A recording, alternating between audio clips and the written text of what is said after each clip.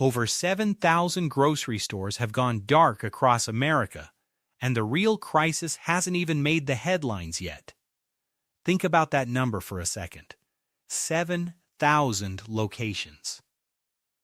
Shuttered, gone, and while that figure alone should alarm you, it barely scratches the surface of what's actually happening to the food system millions of families depend on every single week. More than 30 million Americans now live in areas where the nearest full grocery store is 10, 15, sometimes 20 miles away. Food prices have surged nearly 40% compared to just a few years ago, and the people feeling it hardest are those over 50. Though honestly, nobody is walking away from this unscathed. Picture a regular morning. You drive to the store you've been visiting for years, same parking lot, same routine. But this time, the lights are off. A sign is taped to the glass, permanently closed. Your grocery bill is already stretched to the limit, and now the nearest alternative is twice as far away. That's when a national trend stops being something you read about and starts being something you live. Behind every one of those shuttered storefronts is a story the mainstream media keeps glossing over.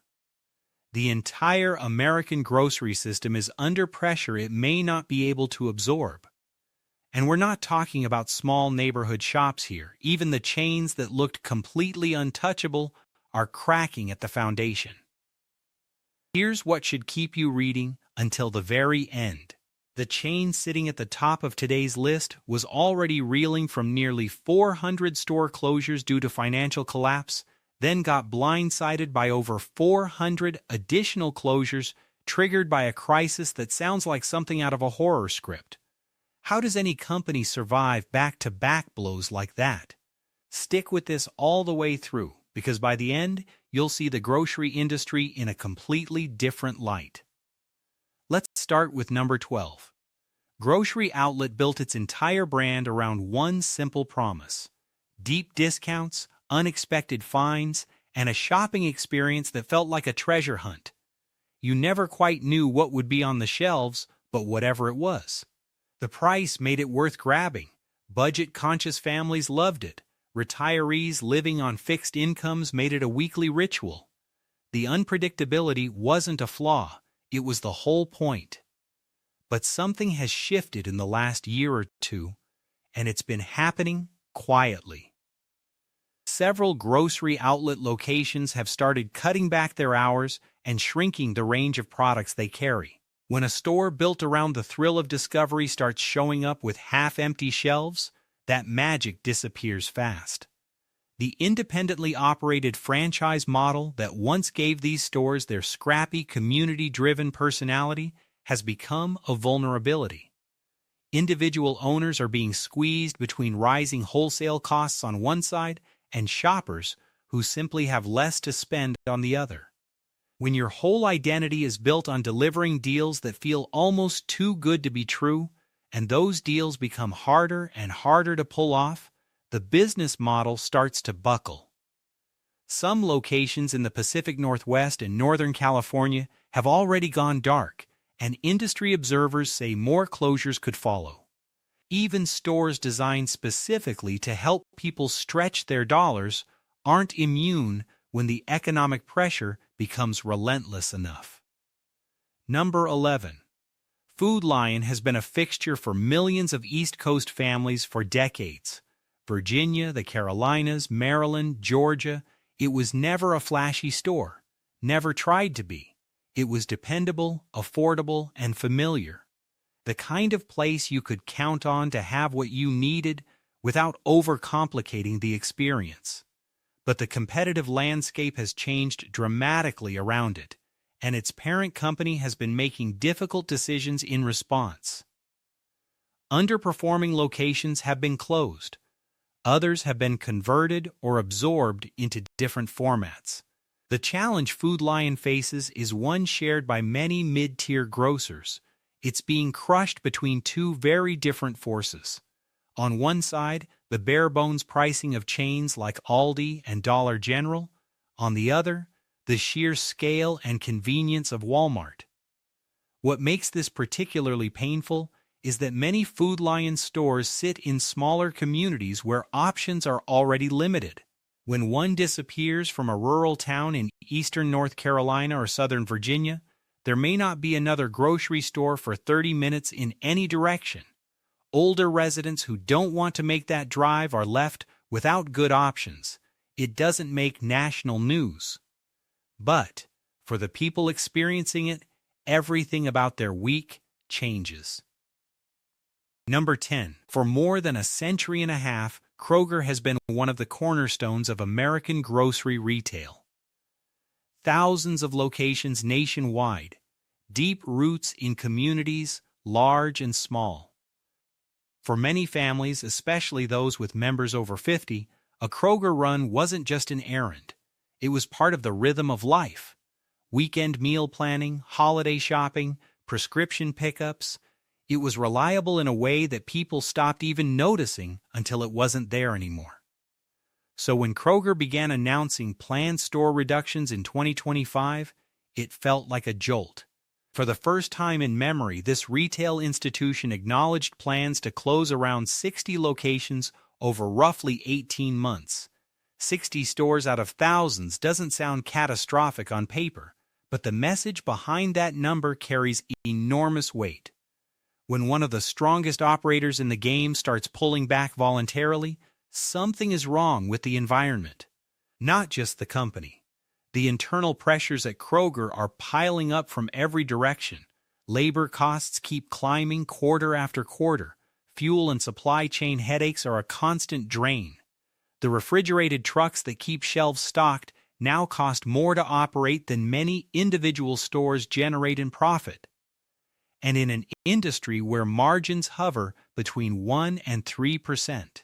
Even small cost increases can erase an entire year of earnings in one stroke. But here's the part that matters most, and it's worth slowing down on. The biggest threat to Kroger isn't just rising expenses, it's the way American shoppers are quietly but deliberately changing where they spend. Middle-income households and older adults aren't leaving out of frustration. They're making practical choices. Walmart offers lower prices. Aldi offers speed and simplicity. Dollar General is often physically closer. Costco makes more sense for bulk buying over time. Kroger ends up in an uncomfortable middle zone. Not the cheapest, not the most convenient, not the most efficient. In retail, lacking a clear identity can actually be more dangerous than losing a direct price war. The stalled merger with Albertsons has only made things more complicated. Regulators blocked the deal, leaving Kroger unable to move forward with its intended strategy, but unable to pivot freely in a different direction either. It's like being stuck in standstill traffic. Every minute costs something, and you can't see a way out. The human cost shows up at the local level in ways that quarterly earnings reports never capture. When a Kroger closes in a smaller town, it's often the only full-service grocery in the area. Fresh produce, pharmacy services, prices that don't break the budget. Once it's gone, elderly residents may face 30-minute drives just to buy staples. Long-time employees lose jobs they've held for years. Nearby businesses that depended on that foot traffic start to feel the loss too. Kroger hasn't collapsed. But it is learning how to get smaller to stay alive. And when one of the most established players in the entire industry starts voluntarily reducing its own footprint, that tells you something profound about the state of American food retail. If Kroger is struggling to find solid footing, imagine what smaller chains with fewer resources are quietly dealing with behind the scenes. Number 9. There are companies that grow so large for so long that people stop questioning whether they could ever fail. Albertsons has been one of those names. Nearly 90 years of history. A portfolio that includes Safeway, Vons, Jewel Osco, and more. The kind of institutional weight that makes failure seem like a concept that applies to other businesses, not this one. But 2025 changed that perception dramatically. Financial analysts flagged Albertsons as carrying a very high risk of default.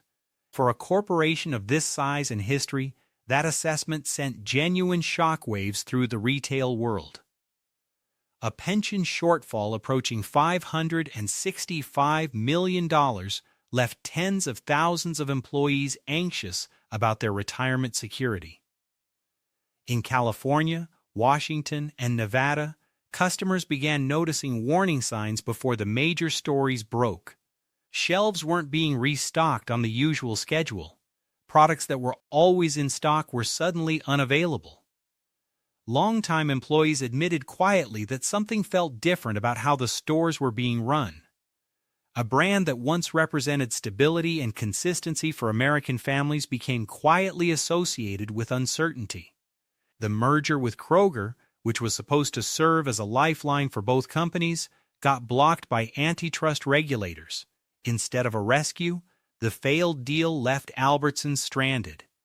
Too weakened to stand confidently on its own, but legally blocked from joining forces to rebuild. When a grocery giant this size starts wobbling, the consequences reach far beyond any boardroom. Older shoppers lose a store they've trusted for decades. Small businesses nearby lose foot traffic. Entire neighborhoods that depended on Albertsons as their primary food source edge closer to becoming food deserts. Number 8. When a brand has been part of your daily routine for decades, watching it fade doesn't feel like a business story. It feels like losing something personal. For millions of West Coast shoppers, that's exactly what Safeway's decline has come to feel like. The club card in your wallet, the early morning run for fresh bread, the comfort of knowing exactly which aisle held everything you needed. People assumed Safeway would simply always be there. But 2025 has written a very different chapter. Safeway's core problem is that it's being pulled down by forces larger than itself. When Albertsons struggles, every brand under its corporate roof absorbs the tremors.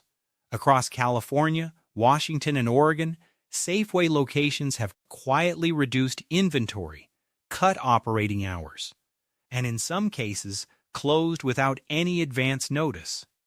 No press releases, no farewell signs. People only find out when they show up and the doors won't open. Safeway isn't losing customers because people stopped appreciating it. It's losing ground because it's trapped inside a larger structure that can't hold itself together. The blocked merger stalled any potential fix. Aging supply chains keep creating operational headaches. Labor costs on the West Coast continue rising faster than revenue can grow. Safeway once stood for everything dependable about grocery shopping in the last century. Today, it's trying to keep up with a world that moves at a completely different pace. Its app feels dated. Its prices can't match Walmart or Costco.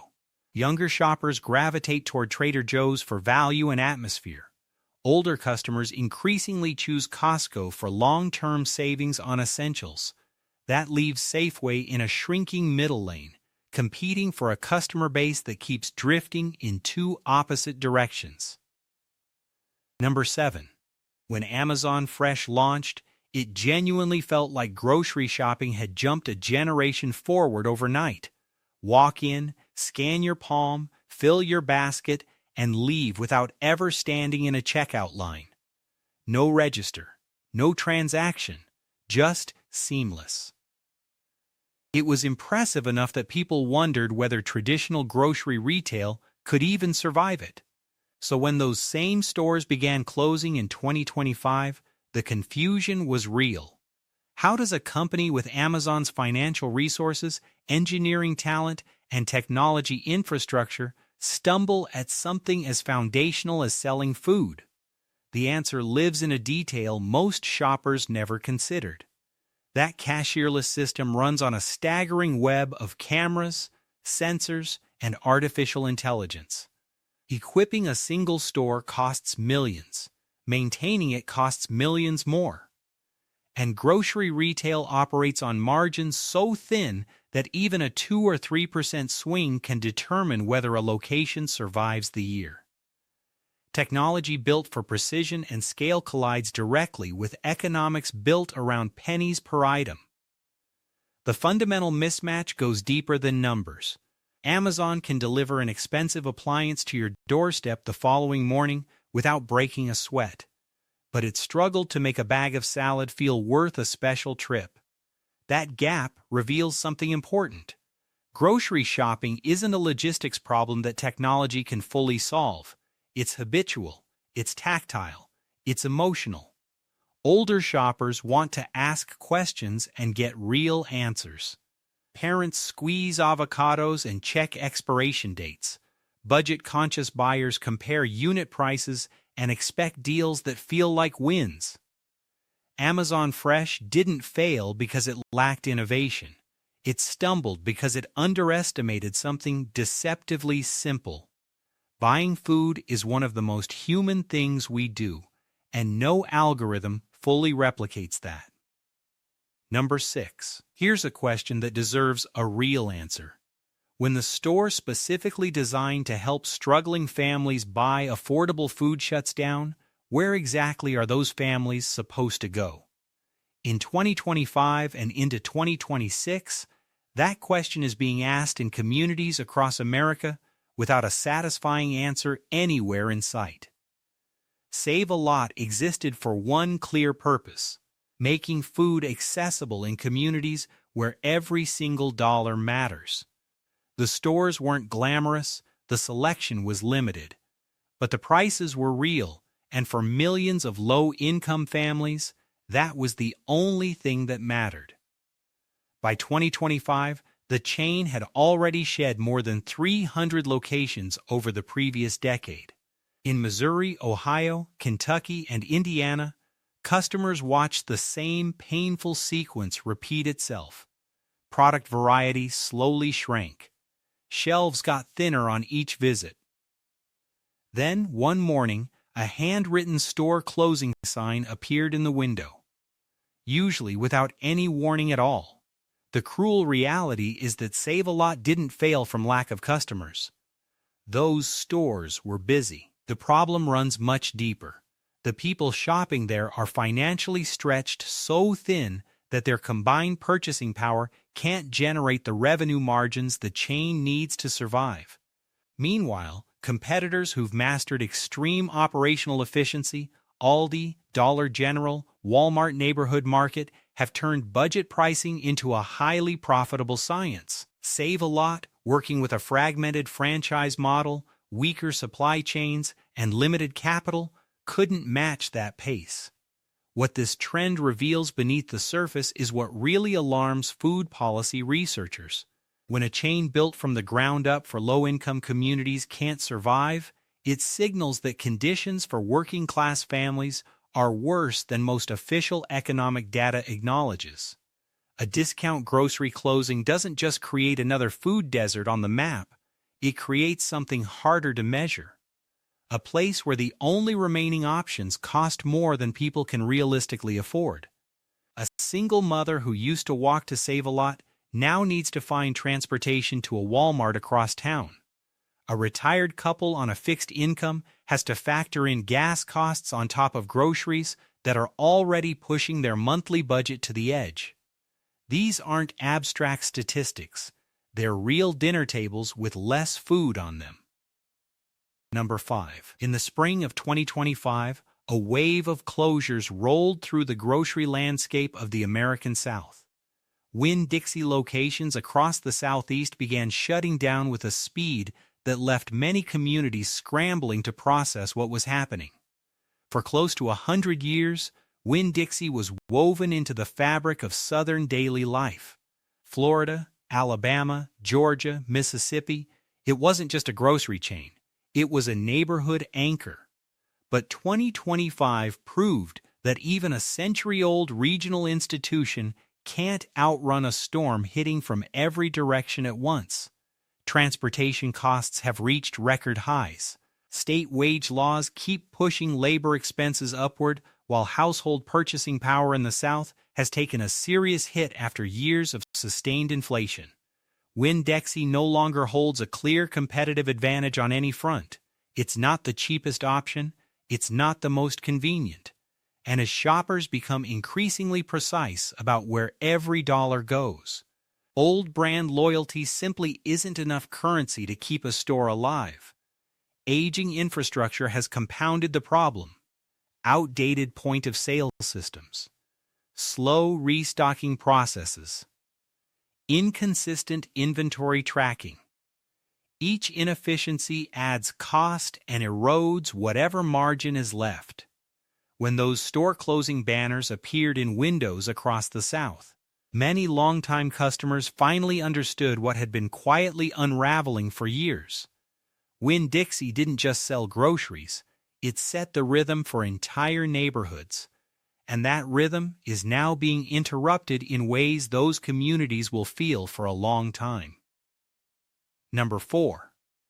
I want to eat healthy, but I can't afford to live healthy anymore.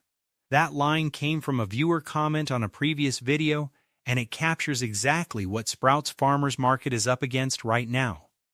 For years, Sprouts filled a genuinely rare space in the grocery market. It was where you went when you wanted better, cleaner food without paying Whole Foods prices. Quality ingredients.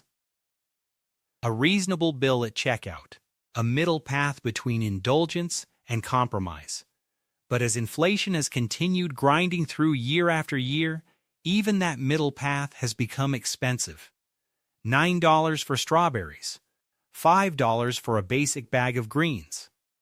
Organic proteins priced at double what conventional alternatives cost nearby. That kind of pricing, sustained over time, quietly pushes middle-class families away, even the ones who genuinely want to prioritize their health. By 2025, Sprouts began pulling back in California, Colorado, Arizona, and New York. Some stores closed within days of any public indication. No announcements, no transition period. Open one week, gone the next. The uncomfortable truth is that Sprouts now occupies an awkward market position. Too expensive for budget-focused shoppers. Not premium enough to justify the higher cost for everyone else. The product quality hasn't dropped. The problem is that in today's economy, eating clean has shifted from a lifestyle choice to a luxury that an increasing number of American families genuinely cannot afford. When the decision comes down to organic produce or keeping the utilities on, that choice makes itself. Number 3. Not many people expected a grocery concept once praised as a friendlier, more accessible alternative to Trader Joe's to unravel this quickly. But in 2025, Lidl's American expansion became one of the more surprising stumbles in the everyday grocery space. For a stretch, Lidl occupied a genuinely rare position.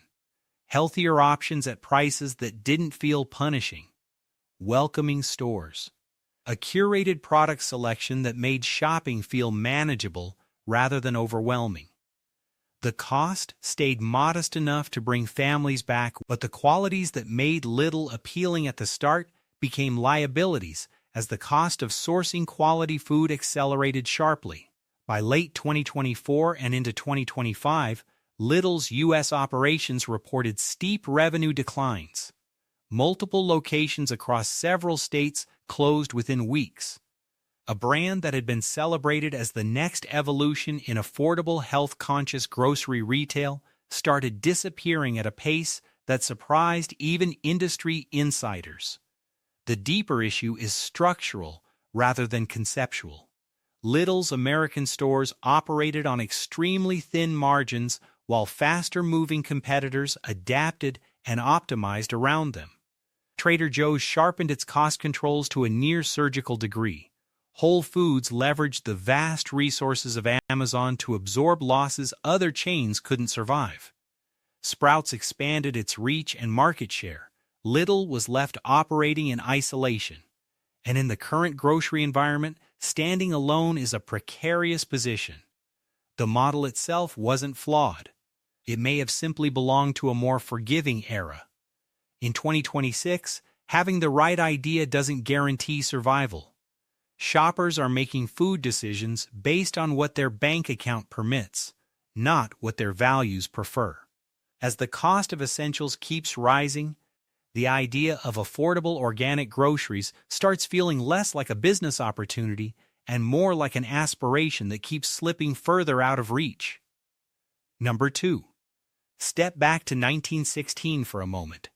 That's the year Piggly Wiggly completely transformed the way Americans interact with a grocery store.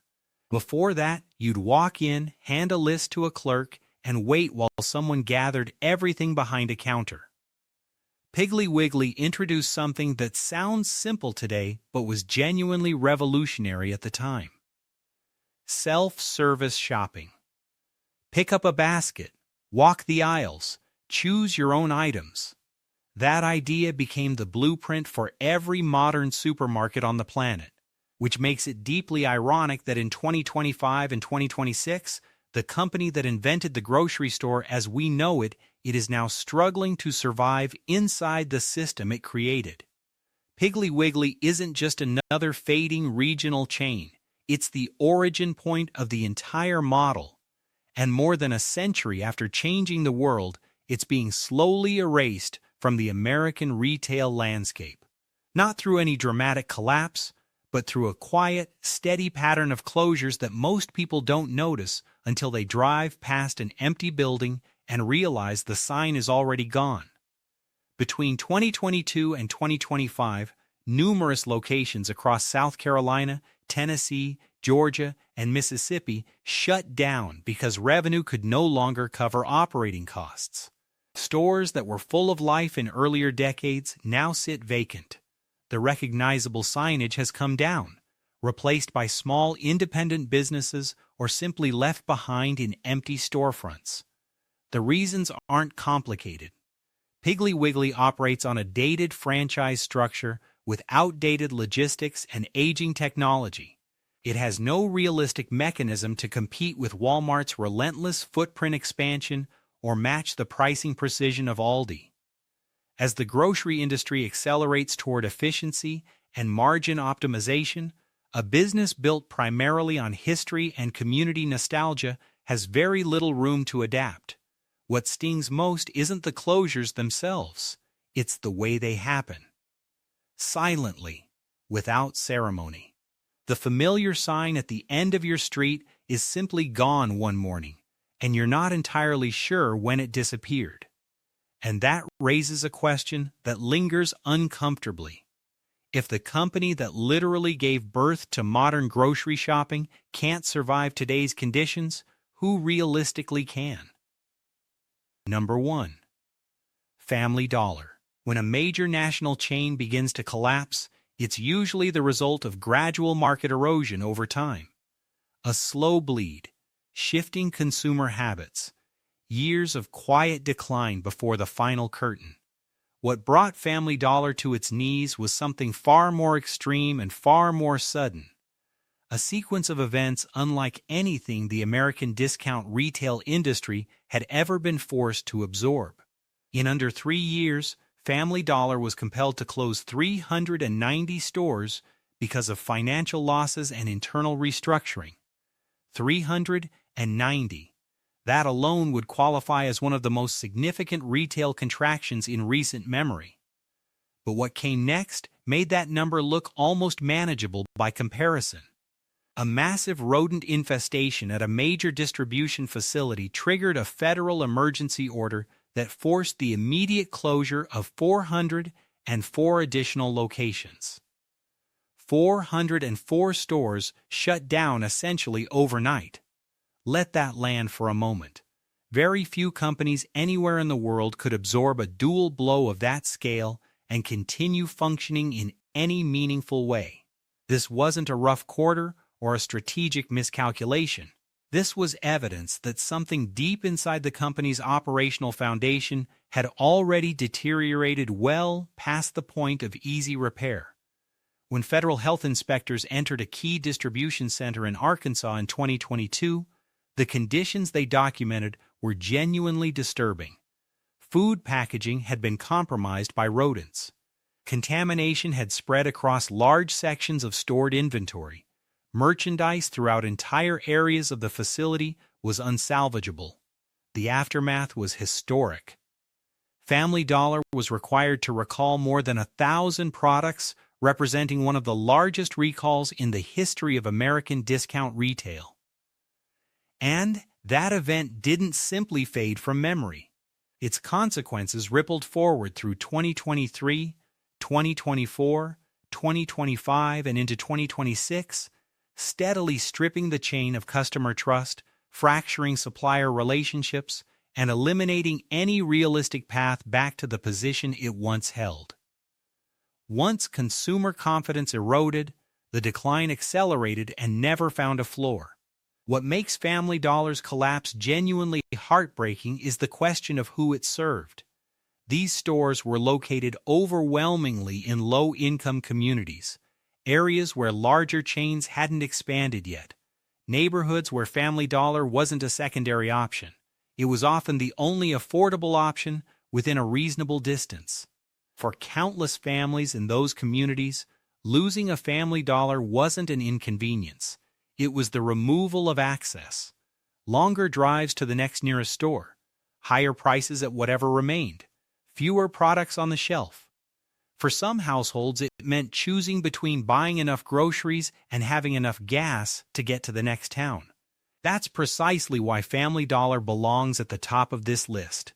Not because it was the most famous chain, not because its corporate story was the most dramatic, but because its disappearance leaves behind the deepest and most painful gap in the communities that were least prepared to absorb it. Every single chain on this list tells part of the same larger story. The American grocery system is under a kind of pressure it hasn't experienced before. The forces at work aren't temporary.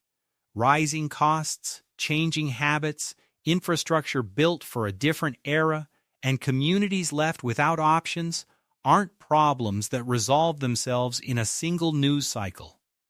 They compound. They spread. They reshape daily life in ways that don't always make headlines but touch millions of people in deeply personal ways. The next time you pull into a familiar parking lot and the store is still open, still stocked, still there the way you expected, take a moment to appreciate it. Because across this country, tens of millions of people are finding out what happens when that stops being true. And once you see that clearly, it's very hard to look away. If this opened your eyes, share it with someone who needs to hear it. Hit like and leave a comment about what's happening in your area. We read everything. This is my channel, and we'll see you in the next one.